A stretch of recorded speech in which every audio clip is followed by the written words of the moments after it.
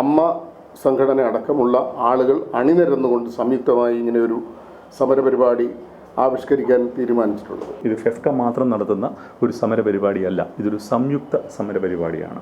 നിങ്ങൾ ശ്രദ്ധിക്കണം, അദ്ദേഹം സിനിമ കണ്ടിട്ടില്ല. അപ്പോൾ കാണാതെ തന്നെ സിനോപ്സിസ് വായിച്ചിട്ടാണ് അദ്ദേഹം എന്ത് ചെയ്യുന്നത്, ഇത് റിവൈസിങ് കമ്മിറ്റിക്ക് വിടുന്നത്. അപ്പോൾ ഒരു പക്ഷേ സമ്മർദ്ദത്തിന് വിധേയരായിട്ട് അവർ പേര് മാറ്റാൻ അവർ നിർബന്ധിതരായാൽ പോലും ഞങ്ങൾ അത്ഭുതപ്പെടില്ല. അപ്പോൾ എല്ലാവർക്കും നമസ്കാരം. നിങ്ങളിത് കാണുന്നത് നിങ്ങൾക്കറിയാവുന്നതുപോലെ JSK എന്ന സിനിമയുമായി ബന്ധപ്പെട്ട് CBFC എടുത്ത ഒരു നിലപാടിനെ കുറിച്ച് പറയാനാണ്. അവസാനമായി മാധ്യമങ്ങളെ ഫെഫ്ക കണ്ടപ്പോൾ അത് അനിശ്ചിതത്വത്തിലായിരുന്നു. അതിലൊരു നിലപാട് അറിയിക്കണമെന്ന് പറഞ്ഞ് നിർമ്മാതാവ് കോടതിയെ സമീപിച്ചു. CBFCയോട് ഒരു നിലപാട് അറിയിക്കണമെന്നാണ് ആവശ്യം. അപ്പോൾ അവർ പറഞ്ഞത് റിവൈസിങ് കമ്മിറ്റി അത് കാണും. ഇപ്പോൾ നിങ്ങൾക്കറിയാവുന്ന പോലെ അപ്പലേറ്റ് ട്രിബ്യൂണൽ ഇല്ല. റിവൈസിങ് കമ്മിറ്റി കാണും, കണ്ടതിന് ശേഷം വിവരം കോടതിയെ അറിയിക്കാം എന്നാണ് പറഞ്ഞിരിക്കുന്നത്. അപ്പോൾ ഇന്നലെ അത് റിവൈസിങ് കമ്മിറ്റിയെ ആ സിനിമ കണ്ടു. ഇതുവരെ കൃത്യമായി രേഖാമൂലം അറിയിപ്പ് കിട്ടിയിട്ടില്ല. പക്ഷേ കോടതി ഇന്ന് ഉച്ച കഴിഞ്ഞാണ് കേസ് പരിഗണിക്കുന്നത്. ബഹുമാനപ്പെട്ട ഹൈക്കോടതിയിൽ അവരുടെ തീരുമാനം അറിയിക്കും എന്നാണ് നമ്മൾ മനസ്സിലാക്കുന്നത്. പക്ഷേ ഇന്നലെ സിനിമയുടെ സംവിധായകനുമായി ഞങ്ങൾ ദീർഘമായി സംസാരിക്കുകയുണ്ടായി. ഈ സിനിമ കണ്ടതിന് ശേഷം ഈ കമ്മിറ്റി അംഗങ്ങൾ സംവിധായകനെ കണ്ടിരുന്നു, സംവിധായകനുമായിട്ട് സംസാരിച്ചിരുന്നു. അവരുടെ ഒരേ ഒരു ആവശ്യം ആ കഥാപാത്രത്തിൻ്റെ പേര് മാറ്റണം എന്നുള്ളതാണ്. അവർ ആ സിനിമയെ വളരെയധികം അഭിനന്ദിച്ചാണ് സംസാരിച്ചത്. വളരെയധികം സാമൂഹ്യ പ്രസക്തിയുള്ളൊരു സിനിമയാണ്. വളരെ നല്ല രീതിയിൽ സംവിധാന മികവ് പ്രകടിപ്പിക്കുന്ന സിനിമയാണ് എന്നൊക്കെ അവർ പറഞ്ഞതിന് ശേഷം അവർ പറഞ്ഞത് ഈ പേര് മാറ്റണം. ആ പേര് മാറ്റുമ്പോൾ സ്വാഭാവികമായിട്ടും ആ സിനിമയുടെ ടൈറ്റിലിൽ നിന്നും ആ പേര് മാറ്റേണ്ടി വരും. കഥാപാത്രത്തിൻ്റെ പേര് മാറ്റുമ്പോൾ സ്വാഭാവികമായിട്ട് അതും സംഭവിക്കുമല്ലോ.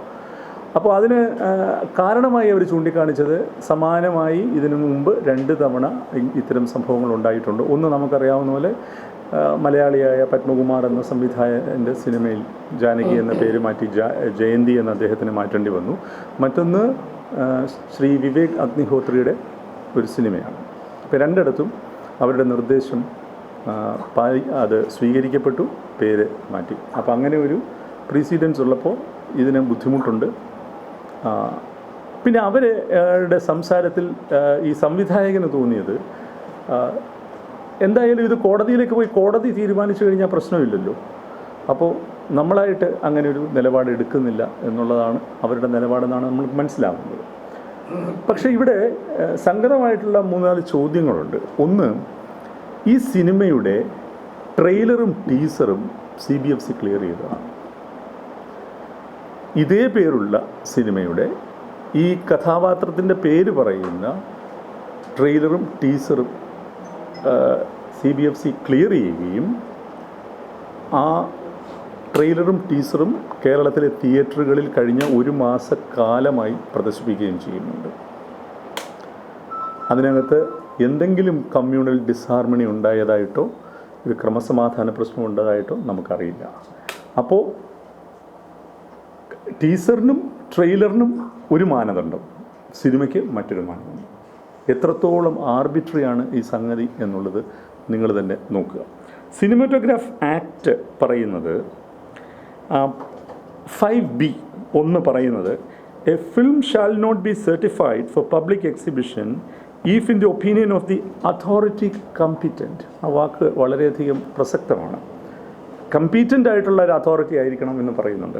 Authority competent to grant the certificate the film or any part of it is against the interest of the sovereignty and integrity of India, the security of the state, friendly relations with foreign state, public order, decency or morality, or involves defamation or contempt of court, or is likely to incite the commission of any offense. ഇതാണ് ഇതിലെ close. അപ്പോൾ മാനദണ്ഡം ഇത്രത്തോളം ജനറലാണ്. അത് എന്താണ് ഇപ്പോൾ ഉദാഹരണം പറയുകയാണെങ്കിൽ എന്താണ് ഒരു കമ്മ്യൂണൽ വയലൻസ് ഇൻസൈറ്റ് ചെയ്യാൻ സാധ്യതയുള്ളതെന്നുള്ളതും ഈ കമ്മിറ്റിയുടെ മാത്രം തീരുമാനമാണ്. വളരെ സാമാന്യവൽക്കരിക്കപ്പെട്ട ക്ലോസുകൾ മാത്രമേ നമുക്ക് നിയമത്തിലുള്ളൂ. അത് വ്യാഖ്യാനിക്കേണ്ടത് കമ്പീറ്റൻ്റ് ആയിട്ടുള്ള ആധികാരികതയുള്ള ഒരു കമ്മിറ്റിയാണ് എന്നാണ് നിയമം പറയുന്നത്. ഇവിടെ നമ്മളുടെ സംശയം ഇത് വ്യാഖ്യാനിക്കുന്നവരുടെ ആധികാരികതയെക്കുറിച്ചാണ്. മലയാള സിനിമ തിരുവനന്തപുരത്ത് പ്രാദേശിക കമ്മിറ്റി കണ്ട് ഫിറ്റ് ഫോർ എക്സിബിഷൻ എന്ന റെക്കമെൻഡേഷനോടുകൂടി മുംബൈയിലേക്ക് അയക്കുന്നു. സിനിമ കാണാതെ ഇതിൻ്റെ സിനോപ്സിസ് വായിച്ചുകൊണ്ട് CBFCയുടെ ചെയർമാൻ അദ്ദേഹത്തിൻ്റെ വിവേചനാധികാരം ഉപയോഗിച്ച് റിവൈസിങ് കമ്മിറ്റിക്ക് വിടുന്നു. നിങ്ങൾ ശ്രദ്ധിക്കണം, അദ്ദേഹം സിനിമ കണ്ടിട്ടില്ല. അപ്പോൾ കാണാതെ തന്നെ സിനോപ്സിസ് വായിച്ചിട്ടാണ് അദ്ദേഹം എന്ത് ചെയ്യുന്നത്, ഇത് റിവൈസിങ് കമ്മിറ്റിക്ക് വിടുന്നത്. ഇത് JSK എന്ന ഒറ്റ സിനിമയ്ക്ക് വേണ്ടിയുള്ള ഒരു പ്രതിഷേധമോ പോരാട്ടമോ അല്ല ഞങ്ങളുടേത്. കാരണം ഞാനതിൻ്റെ നിർമ്മാതാക്കളുമായി ഇന്നലെ ബന്ധപ്പെട്ടപ്പോൾ അവർ വലിയ ആശങ്കയിലാണ്. കോടതിയിൽ പോയി ഇനി എത്ര നാൾ ഈ സിനിമ ഇങ്ങനെ ഈ അനിശ്ചിതത്വത്തിൽ കിടക്കും? ഇതൊരു പെരിഷബിൾ കമ്മോഡിറ്റിയാണ് സിനിമ എന്ന് പറയുന്നത്. അതിനൊരു എക്സ്പയറി ഡേറ്റ് ഉണ്ട്. അപ്പോൾ ഒരു പക്ഷേ സമ്മർദ്ദത്തിന് വിധേയരായിട്ട് അവരെ പേര് മാറ്റാൻ അവർ നിർബന്ധിതരായാൽ പോലും ഞങ്ങൾ അത്ഭുതപ്പെടില്ല. പക്ഷേ ബഹുമാനപ്പെട്ട കോടതിയിൽ ഞങ്ങൾക്ക് വലിയ വിശ്വാസമുണ്ട്. കോടതി ഇതിനകത്ത് ഉചിതമായ ഒരു തീരുമാനമെടുക്കും, കൈക്കൊള്ളും എന്നുള്ളതാണ് ഞങ്ങളുടെ ഉത്തമ വിശ്വാസം. ഞങ്ങൾ ചെയ്യാൻ ഉദ്ദേശിക്കുന്നത് ഇതിനെ പബ്ലിക് ഡൊമൈനിൽ ഈ വിഷയത്തെ വളരെ സജീവമായി നിലനിർത്തുവാനും തുടർ ചർച്ചകളിലേക്ക് പൊതുസമൂഹത്തെയും മാധ്യമ സമൂഹത്തെയും നിർബന്ധിക്കുവാനുമാണ് ഞങ്ങൾ ഇപ്പോൾ തീരുമാനിച്ചിരിക്കുന്നത്. അതിൻ്റെ ഭാഗമായി തിങ്കളാഴ്ച ഞങ്ങൾ തിരുവനന്തപുരത്ത് CBFCയുടെ റീജിയണൽ ഓഫീസിൻ്റെ മുമ്പിൽ ഒരു ദിവസം നീണ്ടു നിൽക്കുന്ന ഒരു സമര പരിപാടി ആവിഷ്കരിച്ചിട്ടുണ്ട്. ഇതിൽ മലയാള ചലച്ചിത്ര വ്യവസായത്തിലെ ഞങ്ങളുടെ സഹോദര സംഘടനകൾ പങ്കെടുക്കും. ഇത് ഫെഫ്ക മാത്രം നടത്തുന്ന ഒരു സമര പരിപാടിയല്ല, ഇതൊരു സംയുക്ത സമര പരിപാടിയാണ്. അതിൽ നിർമ്മാതാക്കളുടെ സംഘടന പങ്കെടുക്കും, നടീനടന്മാരുടെ സംഘടനയായ അഭിനേതാക്കളുടെ സംഘടനയായ അമ്മയുടെ പ്രാതിനിധ്യവും അതിലുണ്ടാകും. അപ്പോൾ മലയാള ചലച്ചിത്ര വ്യവസായം ഒന്നടങ്കം ഇതിനെതിരെ പ്രതിഷേധിക്കുകയാണ്. ഏതിനെതിരെ? ഇത്തരം എന്താ പറയേണ്ടത്, വളരെ റാൻഡമായിട്ട് വളരെ ആർബിട്രറി ആയിട്ട് നടത്തുന്ന ഒരു സർട്ടിഫിക്കേഷൻ പ്രോസസ്സിനെതിരെയാണ് ഞങ്ങളുടെ പ്രതിഷേധം. ആ പ്രതിഷേധം ഞങ്ങൾ തുടങ്ങി വയ്ക്കുന്നത് ഈ തുടർ ചർച്ചകളിലും കേരളത്തിൻ്റെ പൊതുസമൂഹത്തിലും ഞങ്ങൾക്കുള്ള ഉത്തമ വിശ്വാസം കൂടി ഉയർത്തിപ്പിടിച്ചുകൊണ്ടാണ്. കാരണം നാളെ ഒരു ഫിലിം മേക്കറിനും ഇങ്ങനൊരു ദുരവസ്ഥ വരരുത് എന്നുള്ളതാണ്. നിങ്ങൾ പ്രസിഡൻസിനെ കുറിച്ചാണ് പറയുന്നതെങ്കിൽ നമുക്കറിയാം, നമുക്ക് പട്ടാളം ജാനകി ഇവിടെ ഉണ്ടായിട്ടുണ്ട്, സീതാ കല്യാണം ഇവിടെ ഉണ്ടായിട്ടുണ്ട്, എന്ന് സ്വന്തം ജാനകിക്കുട്ടി ഉണ്ടായിട്ടുണ്ട്, അനവധി സിനിമകൾ, ജാനകി എന്ന കഥാപാത്രമുള്ള എത്ര സിനിമകൾ നമ്മൾ ഉണ്ടായിട്ടുണ്ട്. അപ്പോൾ അന്നത്തെ ആ സാമൂഹിക ചരിത്ര സന്ദർഭത്തിൽ നിന്നും ഇന്നിനെന്താണ് വ്യത്യാസം? അന്നത് പ്രശ്നമില്ല, ഇന്നത് പ്രശ്നം ഉണ്ടാകും എന്ന് പറയുന്നിടത്തല്ലേ യഥാർത്ഥ പ്രശ്നം. ആ പ്രശ്നത്തെയാണ് നമ്മൾ അഡ്രസ്സ് ചെയ്യേണ്ടത്, അഭിസംബോധന ചെയ്യേണ്ടത് എന്ന് ഞങ്ങൾ കരുതുന്നു. ഞങ്ങളുടെ സംവിധായക യൂണിയൻ ഈ വിഷയത്തിലെടുത്ത നിലപാട് എന്താണ് എന്നുള്ളത് ശ്രീ രഞ്ജി മണിക്കർ. ഇതിപ്പോൾ പൊടുന്നനെ ഈ സിനിമയെ സംബന്ധിച്ചുണ്ടായ ഒരു വിഷയമായിട്ട് മാത്രം ഇതിനെ നമുക്ക് കാണാൻ കഴിയില്ല. കഴിഞ്ഞ കുറച്ച് കാലങ്ങളായി നമ്മുടെ സാംസ്കാരിക രംഗത്ത് സിനിമയടക്കം ഇത്തരം പ്രവണതകൾ വർദ്ധിച്ചു വരുന്നുണ്ട്. അത് ഏതെങ്കിലും ഒരു രാഷ്ട്രീയ നിലപാടിൻ്റെ ഭാഗമായിട്ട് സംഭവിക്കുന്നു എന്ന് കരുതേണ്ടതില്ല. കാരണം ഇത്തരം CBFC പോലെയുള്ള സ്ഥാപനങ്ങൾ സ്വതന്ത്രമായിട്ട് പുതിയ ഗൈഡ് ലൈനുകൾ എഴുതപ്പെടാത്തതും അല്ലാത്തതും പുതിയ ഗൈഡ് ലൈനുകൾ സ്വയം തീരുമാനിക്കുകയും അത് നടപ്പാക്കുകയും ചെയ്യുന്നതിൻ്റെ തുടർച്ചയാണ് ഇപ്പോൾ ഈ JSK എന്ന സിനിമയുമായി ബന്ധപ്പെട്ട് സംഭവിച്ചിട്ടുള്ളത്. ഇത് നമ്മൾ അഡ്രസ്സ് ചെയ്യാതിരുന്നാൽ, കേരളത്തിൻ്റെ സാംസ്കാരിക സമൂഹം ഇത് അഡ്രസ്സ് ചെയ്യാതിരുന്നാൽ ഇത്തരം പ്രവണതകൾ തീർച്ചയായിട്ടും വർദ്ധിച്ചുകൊണ്ടേയിരിക്കും. ഒരു ക്രിയേറ്റീവായിട്ടുള്ള അല്ലെങ്കിൽ സൃഷ്ടിപരമായി സർഗപരമായി വ്യക്തികൾക്ക് സമൂഹത്തിന് അനുവദനീയമായ സ്വാതന്ത്ര്യം ഹനിക്കപ്പെടുന്നു എന്നുള്ളതാണ് ഇതിലെ ഏറ്റവും പ്രധാനമായ വിഷയം. സിനിമയെ മാത്രം ബാധിക്കുന്നതാണ് എന്ന് നമ്മൾ കരുതേണ്ടതില്ല. ഇത് സമീപകാലത്ത് ആരംഭിക്കുകയും നിർബാധം തുടരുകയും ചെയ്യുന്ന ഒരു പ്രവണതയാണ്. ഇത് കൂടുതൽ സാംസ്കാരികമായി നമ്മുടെ സമൂഹത്തെ ബാധിക്കുകയും ഭയാനകമായ ഒരു അന്തരീക്ഷം സൃഷ്ടിക്കുന്നതിൻ്റെ തുടർച്ചയായി മാറുകയും ചെയ്യുമെന്നുള്ള കാര്യത്തിൽ തർക്കമില്ല. അതുകൊണ്ട് സിനിമയുടെ മാത്രം ഒരു പ്രശ്നമായി ഇതിനെ കാണുന്നത് ശരിയല്ല എന്ന് ഞങ്ങൾ കരുതുന്നു. അതുകൊണ്ട് തന്നെയാണ് സാംസ്കാരിക രംഗം ശ്രദ്ധിക്കുന്ന ഒരു പ്രത്യക്ഷ സമര പരിപാടിയിലേക്ക് പോകാൻ ഫെഫ്ക തീരുമാനിക്കുന്നത്. ഉണ്ണികൃഷ്ണൻ പറഞ്ഞതുപോലെ ചിലപ്പോൾ ഈ സിനിമയുമായി ബന്ധപ്പെട്ട് ഇതിൻ്റെ നിർമ്മാതാക്കൾക്കോ അതിൻ്റെ സാങ്കേതിക പ്രവർത്തകർക്കോ ചില വിട്ടുവീഴ്ചകൾ ചെയ്യാൻ അവർ നിർബന്ധിതരാകുന്ന സാഹചര്യം ഉണ്ടായേക്കാം. പക്ഷേ അങ്ങനെ ഒരു സാഹചര്യം ഒരു തവണ ഉണ്ടായാൽ ഒരു സമ്മർദ്ദത്തിൻ്റെ ഭാഗമായിട്ട് ഒരു സിനിമയുടെ റിലീസിനെ സംബന്ധിച്ച ഒരു കാലാവധിയെ സംബന്ധിച്ച ആശങ്കയും സമ്മർദ്ദവും ഒരു വഴങ്ങിക്കൊടുക്കലിന് വഴിയൊരുക്കുകയാണെങ്കിൽ നാളെ ഇതിനേക്കാൾ ഭീകരമായ അന്തരീക്ഷത്തിലേക്ക് കാര്യങ്ങൾ പോകും എന്ന കാര്യത്തിൽ സംശയമില്ല. അതുകൊണ്ട് തന്നെയാണ് സിനിമയിൽ സംവിധായക സംഘടന അടക്കം ഫെഫ്കയിലെ മറ്റ് അംഗസംഘടനകളടക്കം പ്രൊഡ്യൂസേഴ്സ് അസോസിയേഷൻ അടക്കം അമ്മ സംഘടന അടക്കമുള്ള ആളുകൾ അണിനിരന്നുകൊണ്ട് സംയുക്തമായി ഇങ്ങനെയൊരു സമരപരിപാടി ആവിഷ്കരിക്കാൻ തീരുമാനിച്ചിട്ടുള്ളത്. ഇതുകൊണ്ട് അവസാനിക്കുന്ന ഒരു സമരപരിപാടിയാകും എന്ന് പ്രതീക്ഷിക്കാൻ വഴിയില്ല. നമ്മളെ സംബന്ധിച്ചിടത്തോളം ഇത്തരം സാഹചര്യങ്ങളിൽ പ്രതീക്ഷയ്ക്ക് വകയുള്ളത് ബഹുമാനപ്പെട്ട കോടതിയുടെ ശക്തമായ ഒരു നിലപാട്, നിയമം അനുവദിക്കുന്ന സ്വാതന്ത്ര്യം എല്ലാ സർഗാത്മക പ്രവർത്തികൾക്കും ലഭ്യമാകുന്ന ഒരു അന്തരീക്ഷത്തിലേക്ക് തീർച്ചയായും വളരെ വ്യക്തമായ തീരുമാനം കോടതിയിൽ നിന്ന് തീർച്ചയായിട്ടും നമ്മൾ ആഗ്രഹിക്കുകയാണ്. അത് സംഭവിക്കുമെന്ന് പ്രതീക്ഷിക്കുകയും ചെയ്യുന്നുണ്ട്.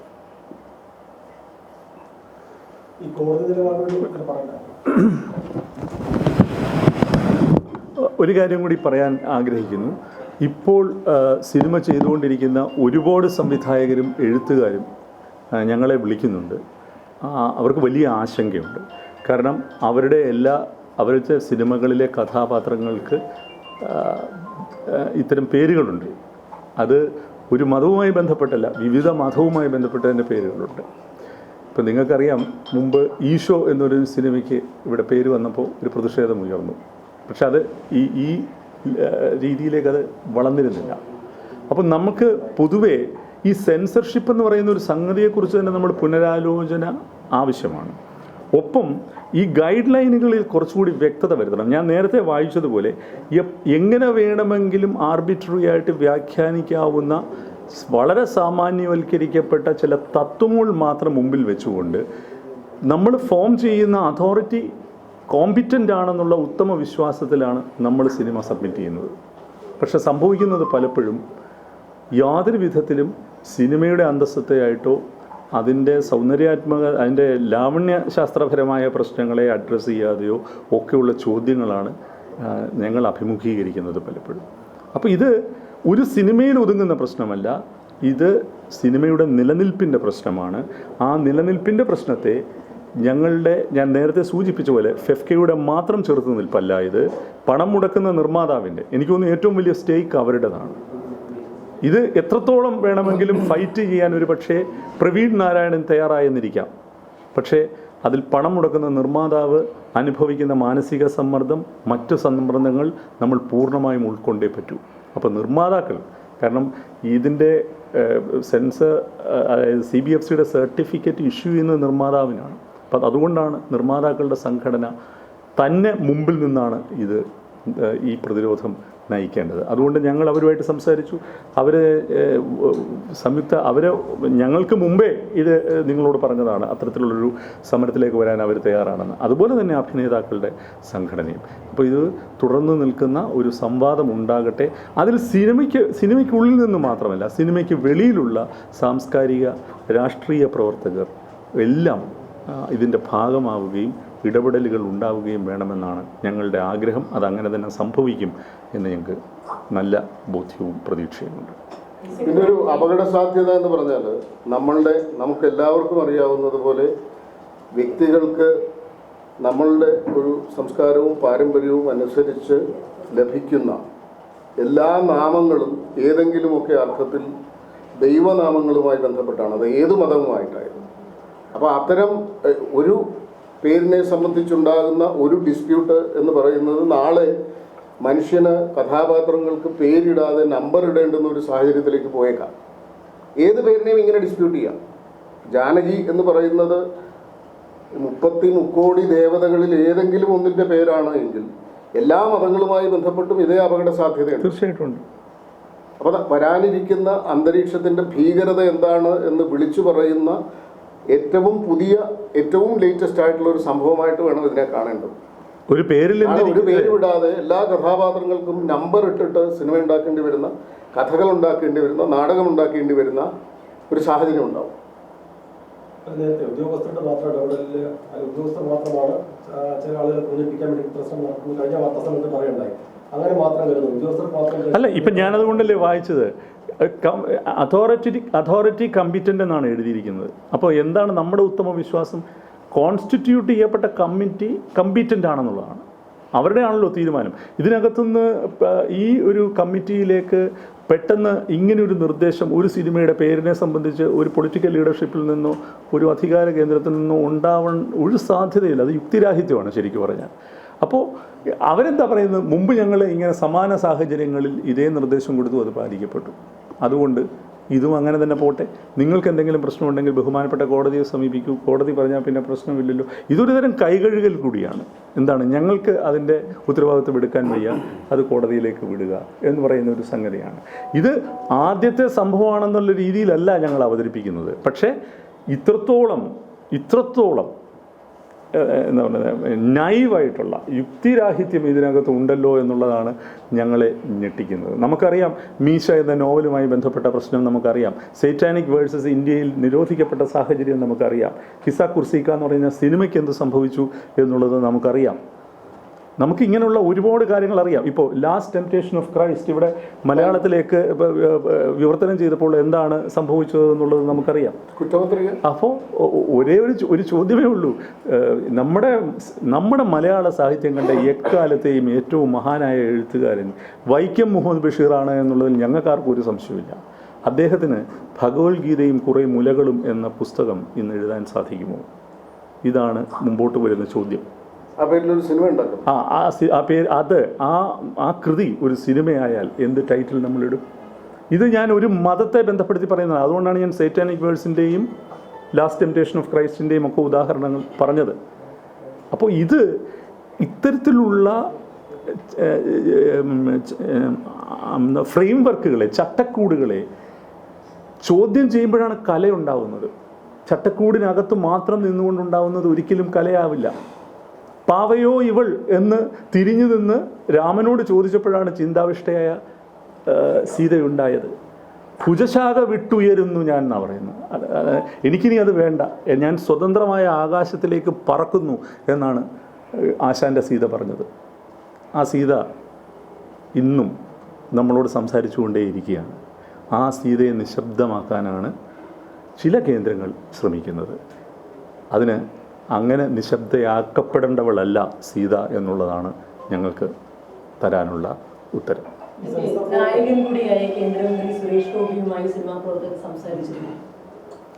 ഞാൻ സംസാരിച്ചിരുന്നു, അതിൻ്റെ സംവിധായകർ സംസാരിച്ചിരുന്നു. അദ്ദേഹത്തിന് എന്താണ് ഇതിന് ചെയ്യാൻ പറ്റുക? അദ്ദേഹം തീർച്ചയായിട്ടും അദ്ദേഹത്തിൻ്റെതായ രീതിയിൽ അദ്ദേഹം സംസാരിച്ച് കാണും എന്ന് ഞാൻ വിശ്വസിക്കുന്നു. ഇതിനകത്ത് മനസ്സിലാക്കേണ്ട ഒരു കാര്യം, ഇപ്പോൾ ചെയർമാൻ, ബഹുമാനപ്പെട്ട CBFCയുടെ ചെയർമാന് ഒരു റിവൈസിങ് കമ്മിറ്റിക്ക് ഇത് വിട്ടാൽ റിവൈസിങ് കമ്മിറ്റിയുടെ തീരുമാനത്തെ ഓവർ റൂൾ ചെയ്യാൻ ചെയർമാന് പറ്റില്ല. അതാ ചട്ടം. വിടാൻ അദ്ദേഹത്തിന് പറ്റും. അദ്ദേഹത്തിന് വിവേചനാധികാരം ഉപയോഗിച്ച് കമ്മിറ്റിക്ക് വിടാം. പക്ഷെ കമ്മിറ്റിയുടെ തീരുമാനത്തെ ചെയർമാന് ഓവർ റൂൾ ചെയ്യാൻ പറ്റില്ല. അത് നമുക്ക് കോടതി മാത്രമേ ചോദിക്കാൻ പറ്റുള്ളൂ. കോടതി ഉച്ച കഴിഞ്ഞ് വിഷയമുണ്ട്. ഇതിനെ രാഷ്ട്രീയ നേതൃത്വത്തിന് നിരാകരിക്കാൻ കഴിയും. ഇത്തരം സന്ദർഭങ്ങളിൽ മുൻകാലങ്ങളിൽ അത്തരം നടപടികൾ ഉണ്ടായിട്ടുണ്ട്. ഞങ്ങളെല്ലാ രാഷ്ട്രീയ നേതൃത്വങ്ങളുമായിട്ട് സംസാരിച്ചു കേട്ടോ. കേരളത്തിലെ എല്ലാ രാഷ്ട്രീയ നേതൃത്വങ്ങളുമായിട്ട് ഞങ്ങൾ സംസാരിച്ചു. എല്ലാ പാർട്ടിയുടെയും, ഒരു പാർട്ടിയെ പോലും വിടാതെ. അവർക്കാർക്കും ഇതിനോട് യോജിപ്പില്ല. അവർ ഞങ്ങളോട് സഹകരണവും പറഞ്ഞിട്ടുണ്ട്. നിങ്ങൾ മുമ്പോട്ട് പോകൂ, ഇത് ചോദ്യം ചെയ്യപ്പെടേണ്ടതാണ് എന്ന്. അതുകൊണ്ടാണ് ഞാൻ പറഞ്ഞത്, ഇതൊരു സ്ട്രീം ലൈൻ ചെയ്യപ്പെട്ട ഒരു എവിടെയോ തയ്യാറാക്കപ്പെട്ട പ്രോഗ്രാംഡ് ആയിട്ടുള്ള ഒരു രാഷ്ട്രീയ നിർദ്ദേശം ഇതിൻ്റെ പുറകിലുണ്ട് എന്നുള്ളത് കരുതുക വയ്യ. മറിച്ച് നേരത്തെ പറഞ്ഞ പോലെ രാജാവിനേക്കാൾ രാജഭക്തി കാണിക്കുന്നതാവാം എന്നുള്ളതാണ് ഞങ്ങളുടെ സംശയം. ഇത്രയോ ഈ വിഷയത്തിൽ പറയാനുള്ളൂ. ബാക്കി നമുക്ക് തിങ്കളാഴ്ച തിരുവനന്തപുരത്ത് കാണാം. ഓ, അങ്ങനെയെങ്കിൽ ആ ഭാഗത്ത് ഉണ്ടാവേണ്ട സമയം അതിക്രമിച്ചില്ലേ? ഇപ്പോൾ കോടതിയുടെ വിധി കാട്ടുന്നതിനൊപ്പം തന്നെ രാഷ്ട്രീയ ഇടപെടൽ സാധ്യമല്ല ഈ ഘട്ടത്തിൽ. അതിപ്പോൾ എന്നോട് ചോദിച്ചിട്ട് അവർ സംസാരിക്കുമായിരിക്കാം, നമുക്ക് അറിഞ്ഞുകൂടാ എന്താണെന്നുള്ളത്. വിഷയം എങ്ങനെയാണ് നമ്മുടെ രാജ്യത്തെ രാഷ്ട്രീയ പ്രസ്ഥാനങ്ങൾക്കും സാമൂഹ്യ പ്രസ്ഥാനങ്ങൾക്കും കണ്ടില്ല എന്ന് നടിക്കാൻ കഴിയുക? ഇതിൽ പങ്കുചേരാതിരിക്കാൻ കഴിയുന്നത് എങ്ങനെയാണ്? സാമൂഹ്യമായ ഉത്തരവാദിത്തമുള്ള എല്ലാ രാഷ്ട്രീയ പ്രസ്ഥാനങ്ങൾക്കും സാമൂഹ്യ സംഘടനകൾക്കും ഒക്കെ ഭാവിയിൽ ഇതിൽ അഭിപ്രായം പറയേണ്ടി വരും. ഈ പ്രതിഷേധത്തിനൊപ്പം ധാർമ്മികമായെങ്കിലും നിലകൊള്ളേണ്ടി വരും എന്നുള്ള കാര്യത്തിൽ സംശയമൊന്നുമില്ല. ആർക്കാണ് പ്രത്യക്ഷമായിട്ട് ഇങ്ങനെ ഒരു കാര്യത്തിൽ ഒരു നടപടി കൈക്കൊള്ളാൻ കഴിയുക? അത് മതിയല്ലോ. ഒരു രാഷ്ട്രീയ നേതൃത്വത്തിനും അത് പറ്റില്ല എന്നാണ് ഞങ്ങൾ വിശ്വസിക്കുന്നത്. സുരേഷ് ഗോപി പ്രതികരിക്കാതെ സംവിധായകൻ മാത്രം പോലെ നടത്തുന്നതായിട്ടാണ് കാണുന്നത്. അല്ല, അതൊക്കെ വ്യക്തിപരമായ തീരുമാനം. അതിനൊന്നും ഞങ്ങൾക്ക് ക്വാറലില്ല, ഞങ്ങൾക്ക് അതിനോട് വിയോജിപ്പുമില്ല, ഒന്നുമില്ല. അവർക്ക് അവരുടേതായ കൺസേൺസ് കാണും. ഒരു താരത്തിന്റെ പ്രശ്നമല്ലല്ലോ ഇത്, സിനിമയെ സമൂലമായി ബാധിക്കുക. ഇത് തീർച്ചയായിട്ടും ഞാൻ നേരത്തെ പറഞ്ഞ പോലെ നിർമ്മാതാവിൻ്റെയും ഇതിൻ്റെ എഴുത്തും സംവിധാനവും ഒക്കെ എന്താ പറയണ്ട ചെയ്ത ആളുകളുടെയും ഞങ്ങളിപ്പോൾ നാളെ ഞങ്ങളെടുക്കുന്ന തീരുമാനം എന്ന് പറയുന്നത് സംവിധായകരെ എഴുത്തുകാരെ മാത്രമല്ല ഞങ്ങൾ കൂടെ കൂട്ടുന്നത്. ഞങ്ങളുടെ 21 യൂണിയനിലെയും പ്രതിനിധികൾ അവിടെ വേണമെന്നാണ് പറയുന്നത്. ഇതൊരു തൊഴിലിടത്തിൻ്റെ പ്രശ്നമായിട്ടാണ് ഞങ്ങളിതിനെ കാണുന്നത്. സർഗാത്മകമായിട്ടുള്ള ഒരു പ്രശ്നം ഒരു തൊഴിലിടത്തിൻ്റെ മുഴുവൻ പ്രശ്നമായിട്ട് മാറുകയാണ് ചെയ്യുന്നത്. അതാണ് നാളെ ഞങ്ങൾ സംവിധായകരോട് പറഞ്ഞത്. യൂസിഫ് എമ്പുരാൻ എന്ന് പറയുന്ന സിനിമ ഇവിടെ നിന്ന് ഞങ്ങൾ അപ്രൂവൽ കൊടുത്തുപോയി, അത് വലിയ വിവാദമായി. അപ്പോൾ പ്രതികൂട്ടിലായത് മുഴുവൻ സെൻസർ ബോർഡാണ്. അപ്പോൾ അങ്ങനെയുള്ള പ്രശ്നങ്ങൾ ഇനിയും വരും. 10 വർഷം അല്ല, ഇപ്പോൾ ഞാൻ അതല്ല, ഇപ്പോൾ അവർ തമ്മിൽ എന്താ പറയേണ്ടത്, അതിന് വെളിയിലോ ഒക്കെ നടക്കുന്ന ഒരുപാട് സംസാരങ്ങളാണ്. അതൊന്നും ഞങ്ങൾ എന്താണ് പറയേണ്ടത്, സൈദ്ധാന്തികമായിട്ടൊന്നും അതിനെ അഡ്രസ്സ് ചെയ്യാനായിട്ട് ഞങ്ങൾ തയ്യാറില്ല. നമ്മൾ വളരെ കൃത്യമായിട്ട് CBFCയുടെ ഗൈഡ് ലൈൻസ് വെച്ചിട്ടാണ് ഞങ്ങൾ സംസാരിക്കുന്നത്. ഇപ്പോൾ രഹസ്യമായിട്ട് ആരോട് വേണമെങ്കിലും സ്വകാര്യമായിട്ട് എന്ത് വേണമെങ്കിൽ പറയാം. അതൊക്കെ അവരുടെ ഭീതിയാണ്. ആ ഭീതിയെ നമുക്ക് അഡ്രസ്സ് ചെയ്യാനോ നമുക്കതിന് പരിഹാരം കണ്ടെത്താനോ ഒന്നും പറ്റില്ല. ഞങ്ങൾ ചോദിക്കുന്ന ഈ ചോദ്യങ്ങൾക്ക് ഞങ്ങൾക്ക് വേണ്ടത് ദീർഘകാലാടിസ്ഥാനത്തിലുള്ള സൊല്യൂഷനാണ് ഞങ്ങൾക്ക് വേണ്ടത്. ഒന്നുകിൽ നിങ്ങൾ കുറച്ചുകൂടി ഡിഫൈൻ ചെയ്യുക. ഞാൻ നേരത്തെ പറഞ്ഞ പോലെ മാനദണ്ഡങ്ങൾ പറയുമ്പോൾ ക്യാരക്ടേഴ്സിൻ്റെ പേരുകളുടെ മാനദണ്ഡം നിങ്ങൾ അത് ഫോം ചെയ്യൂ, അത് ചെയ്യും. ഇപ്പോൾ ഇതിനകത്ത് പറയുന്നുണ്ട് അക്രമത്തെ ഇൻസൈറ്റ് ചെയ്യരുത്. അങ്ങനെ വേണമെങ്കിൽ ഏത് ആക്ഷൻ രംഗം വേണമെങ്കിലും കട്ട് ചെയ്യാം. ഇത് അക്രമത്തെ ഇൻസൈറ്റ് ചെയ്യുന്നതാണ് എന്ന് അവിടെ ഇരിക്കുന്ന കമ്മിറ്റിക്ക് ബോധ്യപ്പെട്ട ഏത് ആക്ഷൻ രംഗത്തെ വേണമെങ്കിൽ കട്ട് ചെയ്തുകൂടെ? അപ്പോൾ അതൊക്കെ വിവേചനാധികാരത്തിൽപ്പെടുന്നതാണ്. മുഴുവനും അങ്ങനെ വിവേചനാധികാരം വേണം. പക്ഷേ അവരെ കുറച്ചുകൂടി എക്യുപ്പ് ചെയ്യുന്ന രീതിയിൽ ഈ ഗൈഡ് ലൈൻസ് മോഡിഫൈ ചെയ്യപ്പെടേണ്ടതുണ്ട്, ഡിഫൈൻ ചെയ്യപ്പെടേണ്ടതുണ്ട്. ഇതാണ് ഞങ്ങളുടെ ദീർഘകാലാടിസ്ഥാനത്തിൽ ഇതിനെ അഡ്രസ്സ് ചെയ്യാനുള്ള വഴി എന്നുള്ളതാണ് ഞങ്ങൾ. മാത്രമല്ല, നിലവിലുള്ള ഒരു ഗൈഡ് ലൈനിലും ഇത്തരം വ്യവസ്ഥകളില്ല. ഞാൻ വായിച്ചല്ലോ. ഇല്ലാത്ത നിയമത്തിൻ്റെയും ഇല്ലാത്ത ഗൈഡ് ലൈനുകൾ എപ്പോഴും ഡിസ്പ്യൂട്ട് ചെയ്യാവുന്ന ഗൈഡ് ലൈനുകളാണ്. ഓരോ കാലത്ത് CBFC പുറത്തിറക്കുന്ന പല ഗൈഡ് ലൈനുകളും. ഇപ്പോൾ എനിക്ക് ഓർമ്മയുള്ളത്, നമ്മൾ ആദ്യം സമരം ചെയ്ത കാലത്ത് സ്ത്രീകൾ നടക്കുമ്പോൾ ഇടുപ്പിളകി നടക്കരുത് എന്ന് പറയുന്നൊരു ഗൈഡ് ലൈൻ വന്നു. സ്ത്രീകളുടെ ശരീരപ്രകൃതി അനുസരിച്ച് അല്ലെങ്കിൽ മനുഷ്യരുടെ ശരീരപ്രകൃതി അനുസരിച്ച് നടക്കുമ്പോൾ ഇടുപ്പിളകരുത് എന്നൊരു ഗൈഡ് ലൈൻ വന്നാൽ അത് ഏത് നിലയ്ക്കാണ്? അന്ന് കണിയാപുരം രാമേന്ദ്രൻ പ്രസംഗിച്ചത്, എഴുതിയവൻ്റെ അമ്മ നടന്നാലും സഹോദരി നടന്നാലും ഭാര്യ നടന്നാലും മകൾ നടന്നാലും അച്ഛൻ നടന്നാലും അമ്മ നടന്നാലും ഇടുപ്പിളകും മനുഷ്യൻ നടന്നാൽ മനുഷ്യൻ്റെ സ്ട്രക്ചർ അങ്ങനെയാണ്. അപ്പോൾ അത്ര ഇഡിയോട്ടിക്കായിട്ടുള്ള ഗൈഡ് ലൈൻസ് ഇതിനും ഉണ്ടായിട്ടുണ്ട്. ഇതാരാ ഉണ്ടാക്കുന്നത് ഗൈഡ് ലൈൻസ്? ഈ കമ്പീറ്റൻ്റ് അതോറിറ്റി ഉണ്ടാക്കുന്നതാണെങ്കിൽ ആ അതോറിറ്റിയുടെ കോമ്പീറ്റൻസ് ആണ് നമ്മൾ ചോദ്യം ചെയ്യേണ്ടത്.